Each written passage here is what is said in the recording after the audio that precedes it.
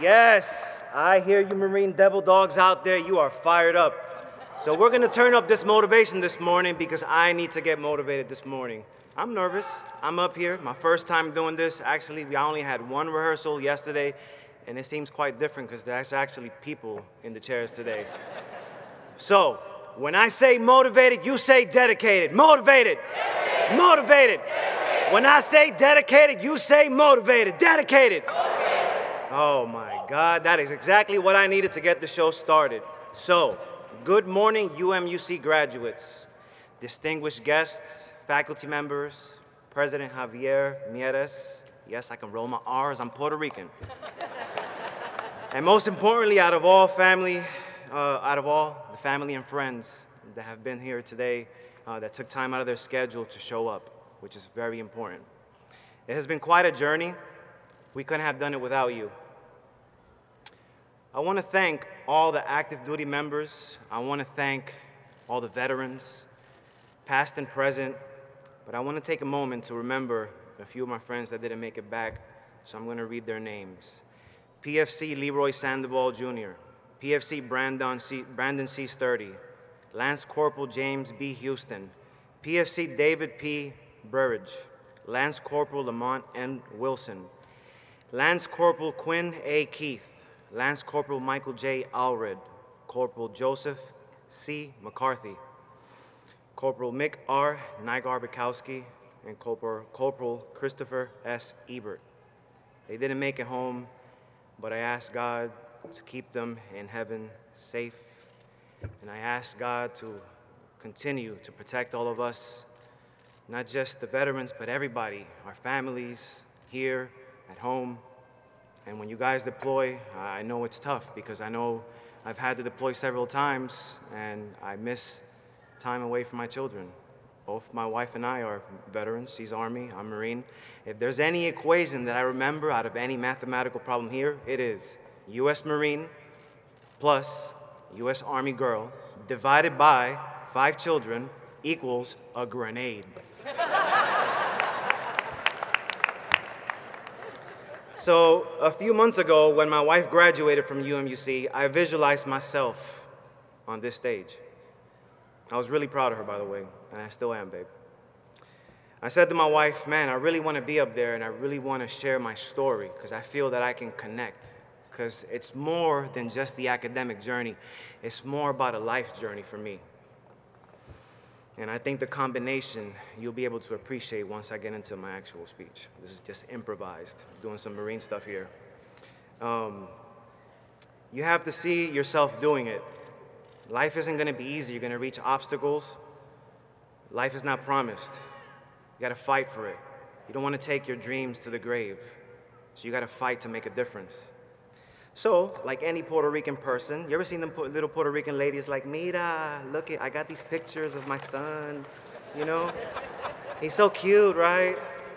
And I wanted to show you a picture of who I once was. This is me in a detention center, probably like 1996. And I don't know if you can see it, it's small, but look at that young thug right there, right? I can't even recognize him. But a man named Brother Tim saved my life, and you'll know who Brother Tim is because I promised him that I would share his name and his faith in others with the world. Brother Tim saved my life. This was later, years later, all right? I get to pass it to my son. He showed up for me like you guys are showing up for all these wonderful graduates here today. And then because of that, I was able to survive. And this is my family today, which I love with all my heart. I live for my children.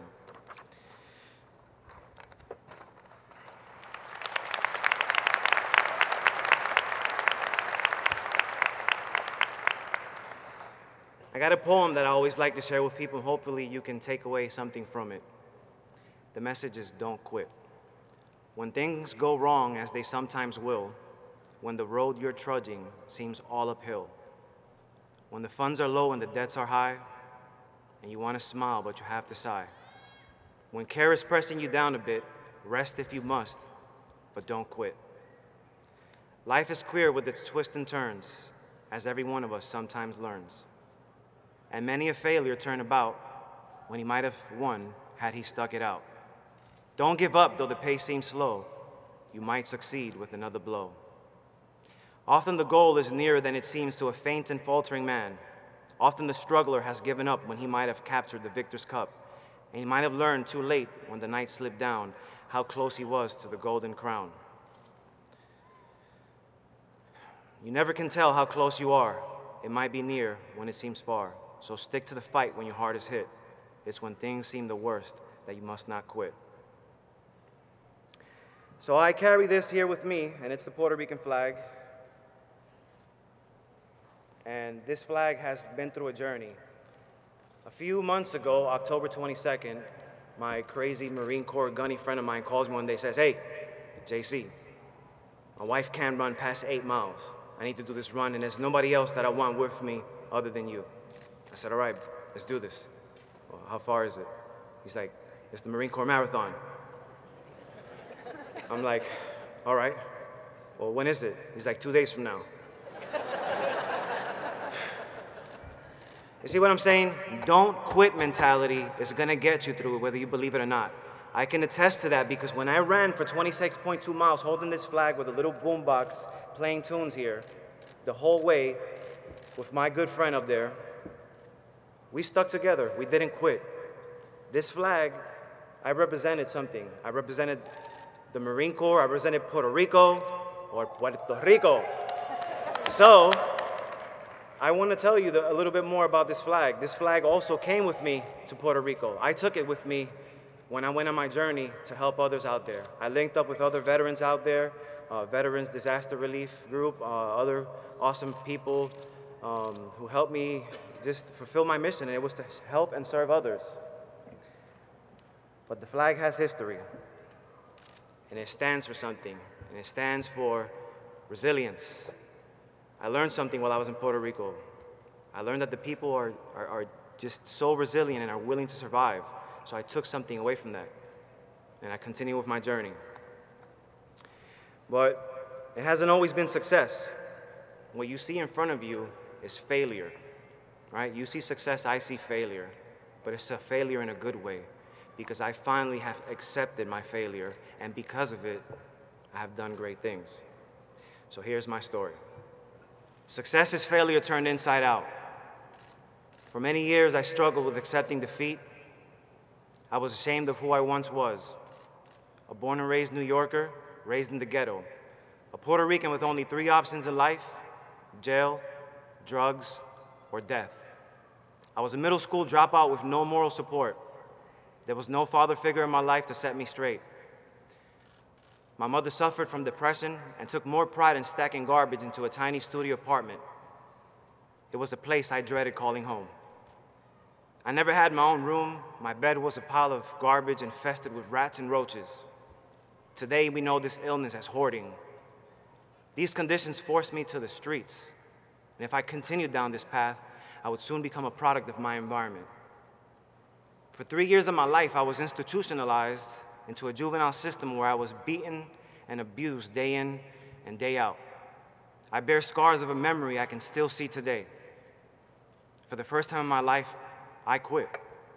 I lost hope, and I never thought that I would have ever had a chance, so I stopped trying. One day during the cold winter of 1996, my life changed. A man named Brother Tim Jones filled the shoes of a father. When I look back 21 years later, I can proudly say he saved my life. Brother Tim is a dedicated Franciscan. They are a group within the Catholic Church who emulate the life and ministry of Jesus Christ. In short, they give up everything to serve others.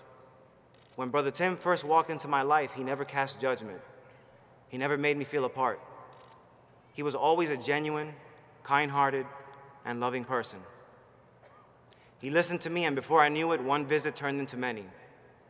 When I was at my lowest, Brother Tim showed me compassion and believed in me, even when I didn't believe in myself. Brother Tim got me into a GED program which I successfully completed in 1997. This was my golden ticket out of the ghetto, a new milestone in my life that opened up the doors to a future I would have never imagined. Meeting Brother Tim wasn't just about finding a lifelong friend. You see, every time he showed up for me, I learned a life lesson. I learned how to love again. I learned how to be compassionate. And finally, I learned that if you believe in yourself, you can achieve greatness. I always told Brother Tim that I would tell the world about him, so I dedicate this achievement to you. I love you, bro. I always dreamed of becoming a U.S. Marine, but with the amount of education I lacked, there were setbacks that prevented me from reaching that goal. I was my own worst enemy. I failed the military aptitude test not once, not twice, but 4 times. And I finally met a recruiter who directed me to college. He says, son, if you want to get into my beloved Marine Corps, you better get your behind back into college, go to school, and bring me back 15 credits.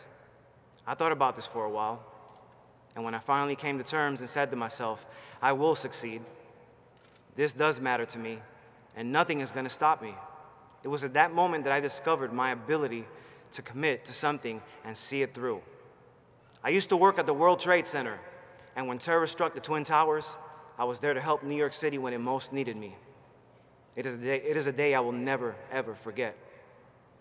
My commitment now turned into determination, so I enlisted into the United States Marine Corps, and I served my country in a time of war. Who would have known that young man with no options will one day be out saving the world? I look back and say to myself, there is no such thing as coincidence. There is only purpose, faith, and determination. You see, in order to succeed,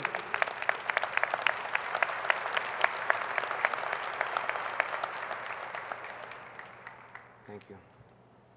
You see, in order to succeed, you have to start with believing in yourself.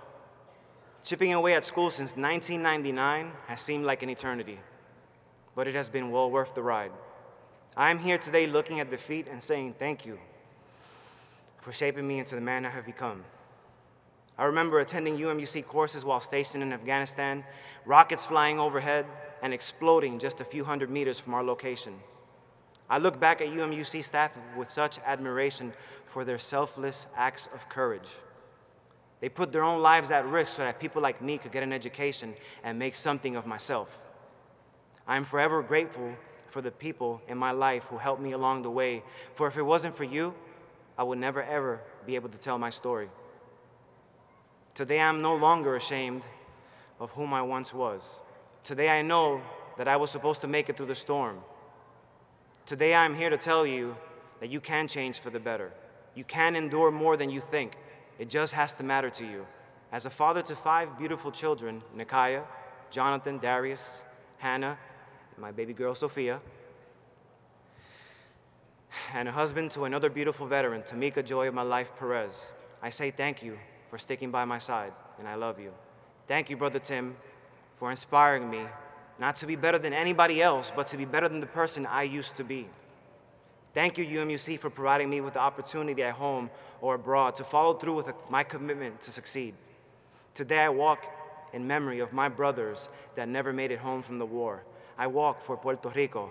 I walk to bring awareness. I walk to tell a story that will inspire not just my children, but to tell a story that will plant a seed of hope and bring change. So I leave you with this. Never give up on your dreams. The goal is closer than you think, even when it seems far. We just have to push through the storm.